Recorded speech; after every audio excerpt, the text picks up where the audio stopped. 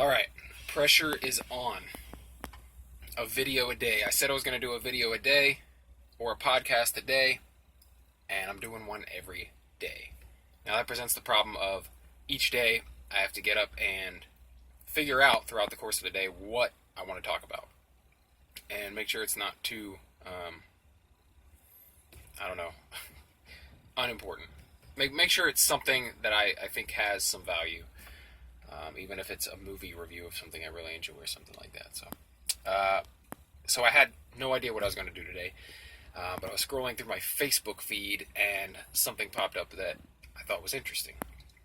So a friend of mine posted something. They said that they saw someone talking about voting for an independent candidate for president. And he said, I didn't know anything about what this person was about, so I went and looked up what their political ideology was. And he posted screenshots of what he found. And what he found was that this person wanted criminal justice reform, or they wanted people released from prison that were there for nonviolent drug offenses. What else? I wish I could find it, but I went back to look right before I made this video, and it's gone now. So maybe he changed his mind about posting it. But anyway, it was all these ideas that were really kind of common sense. They were about, like I said, decriminalizing or releasing nonviolent drug offenders, and then also ending the war on drugs, which is something that I could agree with. The war on drugs, targets to an extreme amount minorities. And that's not necessarily like it was designed to target minorities. I don't necessarily believe that, but I do believe that it happens to affect minorities a lot because a lot of the problems with drugs being illegal and a lot of the crime surrounding around that happens in the inner cities where a lot of minorities happen to live. And so it kind of disproportionately affects them compared to people who live in more rural areas. Anyway, so it's funny because he posts this and he's basically saying how appalled he is at this person's ideas. Like, and he's posting like, how could anyone vote for these ideas? This is horrible. These horrible ideas. And I'm sitting there thinking like, I think these are pretty good. These are pretty good ideas. These are in line with what I believe. So I'm like, that's weird. But then what I had to take a step back and look at was if I would have seen that same post maybe 10 years ago, I would have fully agreed with him. I clicked that like button quick as hell. And so that's what inspired me to kind of make this video about how over time and life experiences and interactions and just exposure to new ideas and things like that, how you change your ideas about what's right, what's wrong, just basically how you feel about certain subjects. And I think it's a good thing. It's a really good thing when people kind of evolve, and I especially think it's important to not get too attached to a group. So like you have conservatives who believe this and these things, and you almost have to be in the real conservative group, you have to believe all of the conservative ideas down the line, right?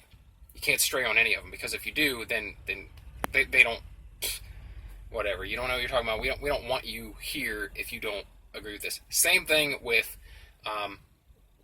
Democratic, more liberal leaning folks.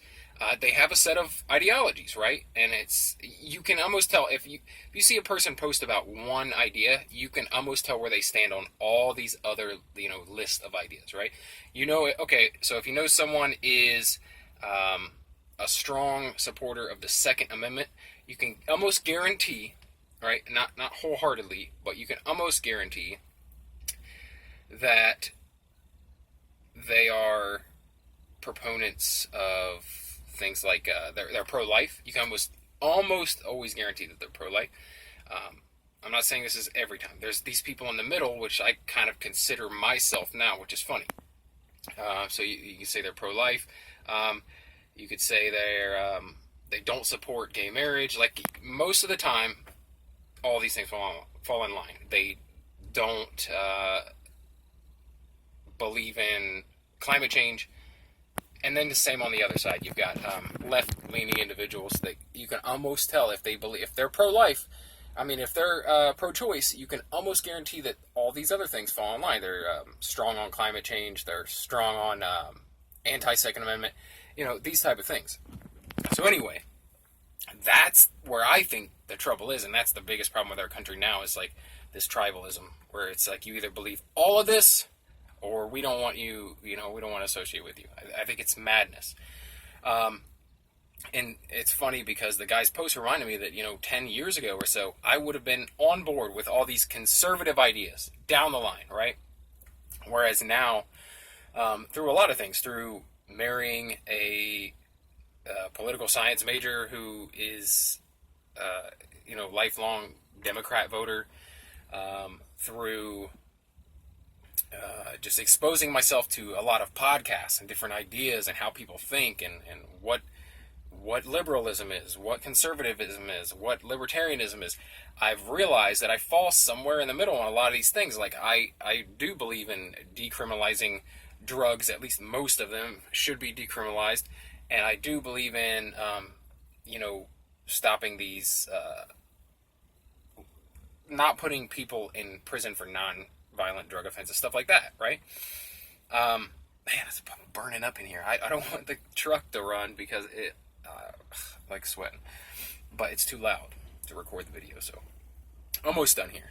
I just was kind of reflecting on how my political ideas have changed just over the past 10 years and thinking that, man, it'd be great if everyone kind of recognized that and wasn't afraid to do that. Like, I think a lot of people are afraid to stray from any bit of what they previously believed.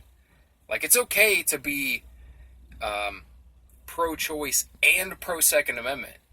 It's okay to want to decriminalize drugs and be strong on freedom of religion, right? There's nothing to... Don't let people fool you. You don't have to be all or nothing. And I'm so glad that I realized that because, man, it lets you relax a little bit. When you go, man, I can just have ideas about things and not have to be lockstep with this ideology or this ideology and have to constantly, make things fall into line with what I believe rather than believing, what I can observe for myself. So anyway, I want to hear if there's anyone else like that who has realized that through the years, how their political ideas have changed and how, maybe they realize they're a little of this and a little of that and not just staunch this or that.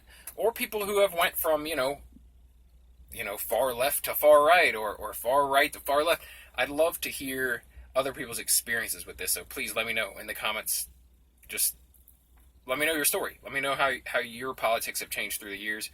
Like I said, I'm 35 now, and when I was 25, I wouldn't say it's drastically different. I'm still really strong on individual freedom and liberty and things like that. But I'm not as iron-fisted about believing this whole set of ideas down the line. So anyway, let me know what you think. If you enjoy the video, like the video. And if you like videos like this where I just kind of talk about whatever I feel like talking about on a daily basis, I'm trying to post a video every day, regardless of the subject. I'm trying to stick to it. So if you like that idea, stick around. Subscribe for more. Thanks for watching. I'll see you in the next video.